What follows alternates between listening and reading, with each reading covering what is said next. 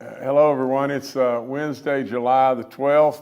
We've got a whole lot of appointments and different things to go through today, but, and I'll be turning it over to Nick Presavotti in just one second, but today I'm announcing that Nick Presavotti, is the new director of the West Virginia Office of Energy. This is part of the economic development, area that we have, and the Office of Energy is responsible for the formulation and implementation of energy initiatives, that are designed to advance energy resource development opportunities in West Virginia. I don't know how it could be more important. Really at the end of the day, we always want to never forget all of our incredible energy sources that we have in West Virginia and the blessings that we have, that those natural resources abound in this great state. We want to move forward, embrace alternatives, and that's all there is to it. But at the same time, we absolutely don't want to ever forget all the incredible natural resources we have. The embracing of the alternatives, whether it be wind or whatever, West Virginia offers, greatness in that regard. But first and foremost, our natural resources are phenomenal. But, I've known Nick, I've known his entire family forever. He's got over 25 years of incredible experience in the energy industry. He'll do a great job, and, he's an extremely qualified individual. But, Nick, you're with us today. Come on and talk to us a second. Thank you, Governor. Thank you for the kind words, and thank you for the opportunity to serve. As you said, I come from a family that's been in the energy industry for generations, and I've been involved for 25 years from a policy, business, and legal perspective. And I'm hoping to use that experience in my role as the director of the West Virginia Office of Energy. From day one, Governor, of your administration, you've emphasized the importance of energy not only to West Virginia, but to the nation and to the world as a whole. And we've been tasked, the Office of Energy has been tasked by the administration to make sure and ensure that West Virginia becomes and remains not only a national but a global energy power. And Governor, we will utilize the policy that you just formulated, taking into account all of West Virginia's resources in ensuring that we meet that directive and that West Virginia meets its destiny as a global energy power. I'm honored to serve and look forward to doing so. Thank you, Governor. No, Nick, thank you. Thank you for stepping up, and it's a really big time honor. Like I said, this family has given so much to this great state. I've known them forever, and I just congratulate all that you've done in so many good ways for so many. You've touched so many lives, and now, stepping up, in this position is really important. So, Nick, thank you, and thank you to your family for all you've done. Thank you. I've got some appointments, and I want to go through these real quick. Marshall and WVU, Eastern CTC, and New River CTC, but I've got several of them. I'm going to run through them, but on the Marshall board, the Board of Governors there, Kathy Eddy is going to join us there. She's a certified public accountant, and she's been a past chairwoman of the American Institute of Certified Public Accountants. Just somebody that will be tremendously valuable to the Marshall board. In WVU, I've appointed Robert Reynolds and Michael D'Annunzio, and to the West Virginia Board of Governors, West Virginia University Board of Governors. Robert and Michael will make tremendous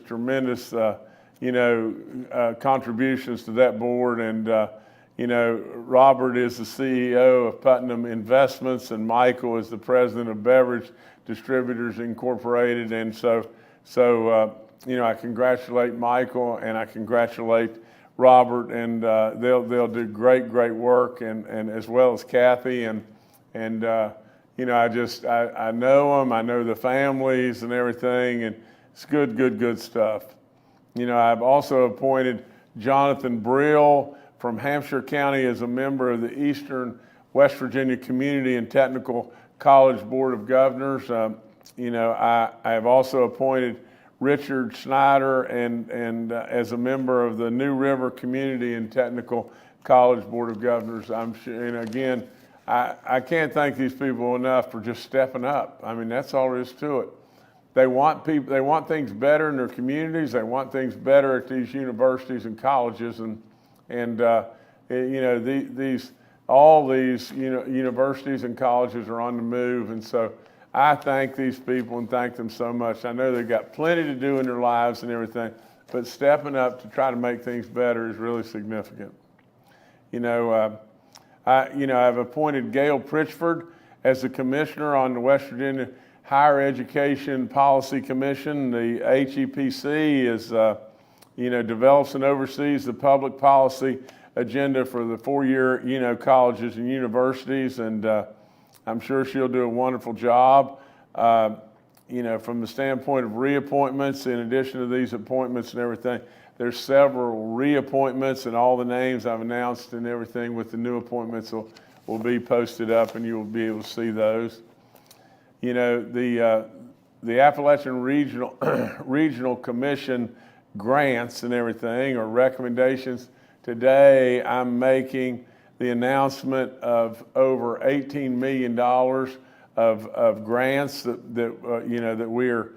we are recommending for 11 projects in West Virginia. I'm going to read through those very quickly and everything, but these are my recommendations, and they'll have to be approved, but these recommendations will now be sent to the ARC for final approval. But if I could go through these, and I'll go through them pretty quickly, but a grant of $49,483 to the Eastern West Virginia Regional Airport Authority for air cargo market demand and feasibility studies. $187,000, and I'll just round it off, $187,000 and change to the West Virginia Rural Water Association for infrastructure, circuit rider project and everything.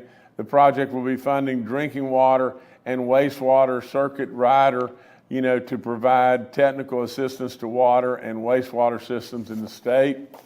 There's $3.3 million to the Hamlin Public Service District, and for the Hamlin sewer replacement and upgrade project.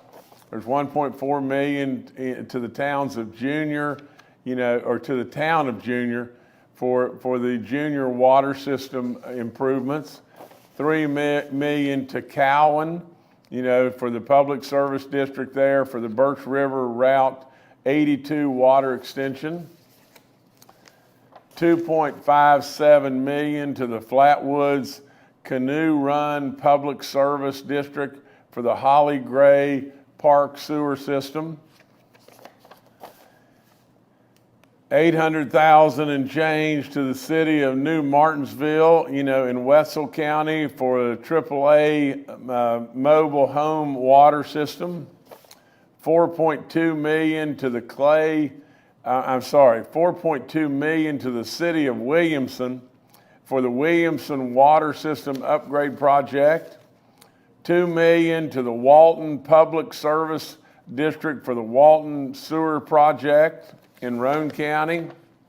And these are the awards, these are the grants that I have recommended. We'll wait and see if they're all accepted and everything, but I hope they will be, and these upgrades are going to be phenomenal, and we really appreciate the powers to be and everything giving us the opportunity to give these grants away. So thank everybody at the ARC, and it's good stuff, really good stuff. Now to switch channels in a big way, the people are still going too fast in lots of different places, especially in safety zones, and we really need to really watch and be super, super careful.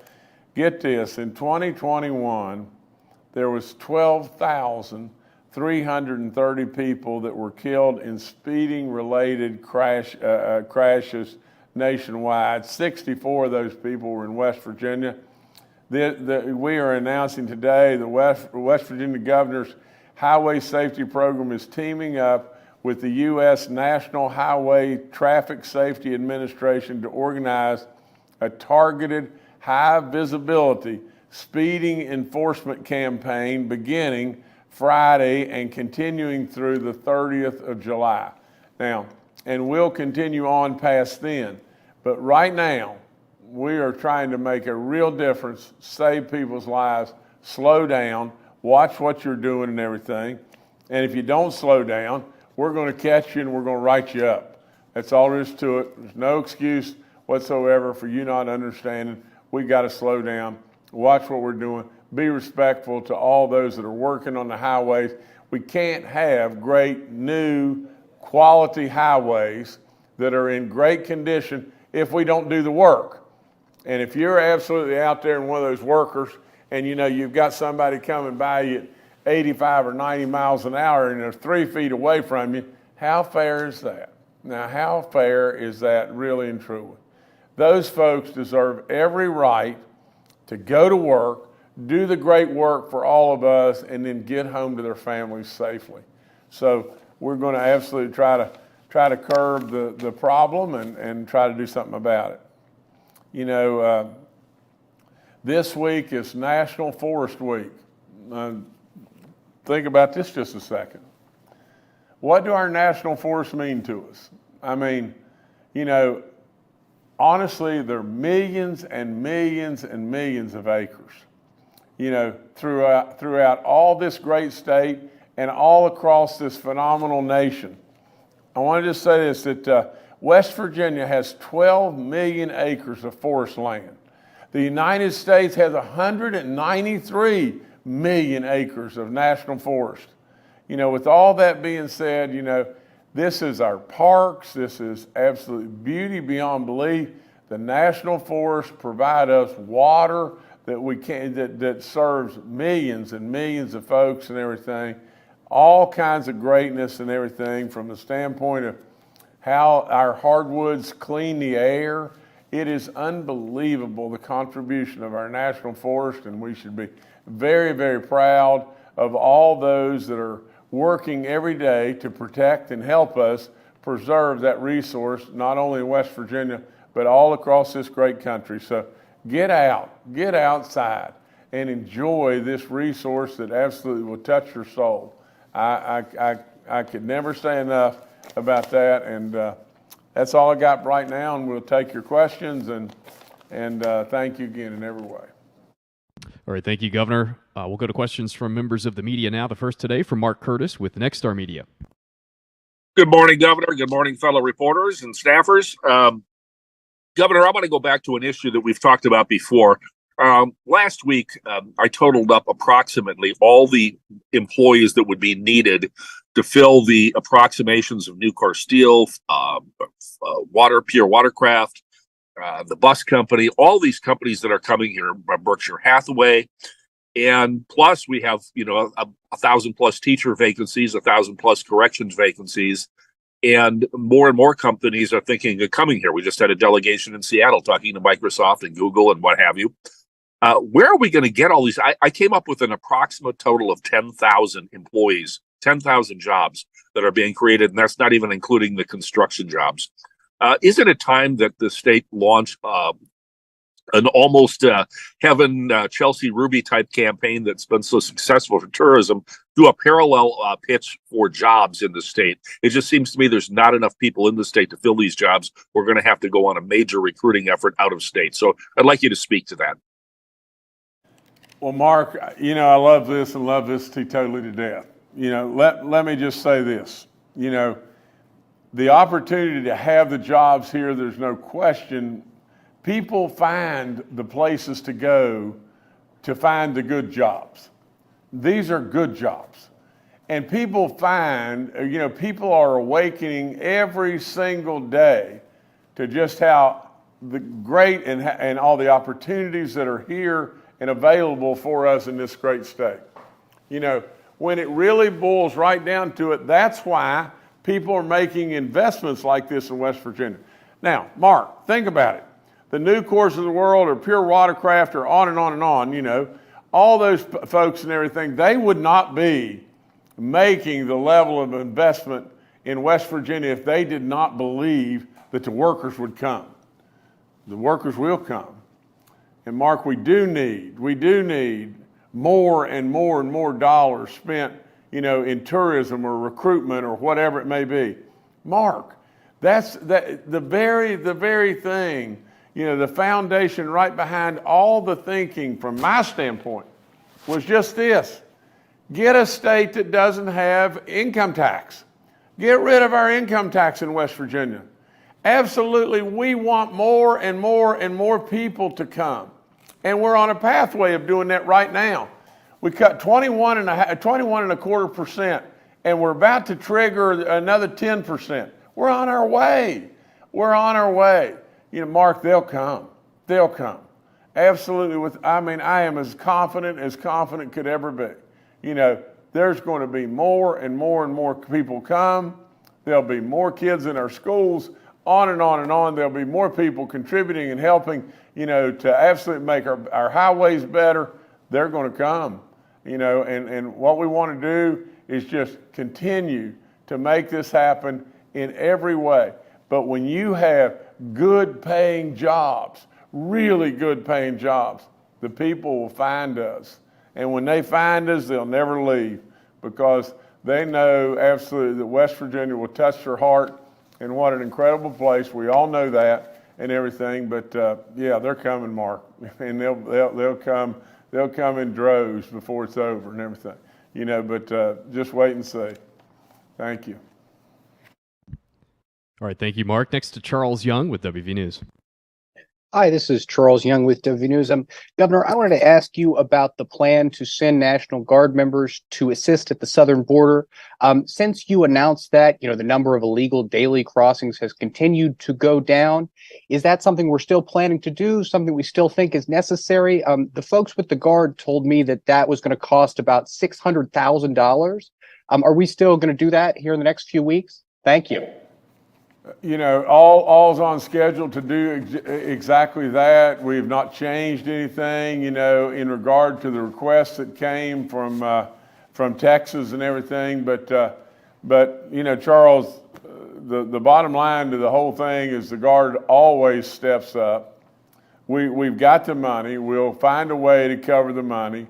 But when it really boils right down to it, we need to be able to, you know, many states are doing this, and some bigger than us, but we're stepping up to the level that we think we can and we can afford to do and everything. But at the end of the day, Charles, you know, bad stuff's coming across those borders and in all kinds of places, and we absolutely need to do our part. And the thing that was really amazing is, you know, when we went to the Guard members and everything, these people volunteered. These are the volunteers that said, well, I'll go. You know, and so good stuff, really good stuff. All right, thanks, Charles. Next to Curtis Johnson with WSAZ. Hey, good afternoon or good morning, Governor. Just wanted to check in with regards to the state police investigation. Given this week's dismissal of the domestic violence petition in Marion County involving Trooper Comer, I just wanted to check in with you to see if there's been any update, that including any reinstatements, any transfers, any resignations, any reassignments within state police, and as well as, can you give us any update regarding the investigation into those claims that Trooper Comer put forth in his whistleblower letter? Curtis, let me just say this. I think the best thing, you know, is to have Colonel Chambers on next week. And let him come in and update you, because, you know, I know a lot of information. These people are really working it and everything, and they've heard me over and over and over. I'm the most impatient guy in the room, and I want us to be fair and absolutely work within the constraints that we have to you know, work within and everything. But at the same time, I want us to act. That's all there is to it. You know, we've had enough you know, smoke that there's fire in different places, and we've got to, you know, just some way uncover and move forward. All right, thanks, Curtis. Governor, back to you. Let me just review here real quick, but you know, like I said, a bunch of appointments and everything today, and, you know, the greatness about our national forest, I know that, lots and lots of grants and everything, the ARC grants. We thank all the folks, you know, that they're with the ARC, and remember, slow down on the highways, and we're just going to keep moving north and keep doing good stuff, and you know, hope to goodness that we'll not only be able to fill the jobs at a Nucor or Pure Watercraft and on and on and on, but many others that want to come to this great state and everything. We're all ears and open arms and trying to recruit in every way and just make things better and better and better for all of us as we go forward. You know, we're running we're riding on top of the wave right now. There's no question about that. But this wave can go on for West Virginia for a long time to come. We don't want to blow our legs off and everything. What we want to do is absolutely run through the finish line in my administration, and then hopefully it's set up and everything, and administrations to come, you know, will carry the ball, and we'll just keep making things better and better and better. Thank you so much. That's all I've got. God bless each and every one of you. You've done great, West Virginia. Keep it up.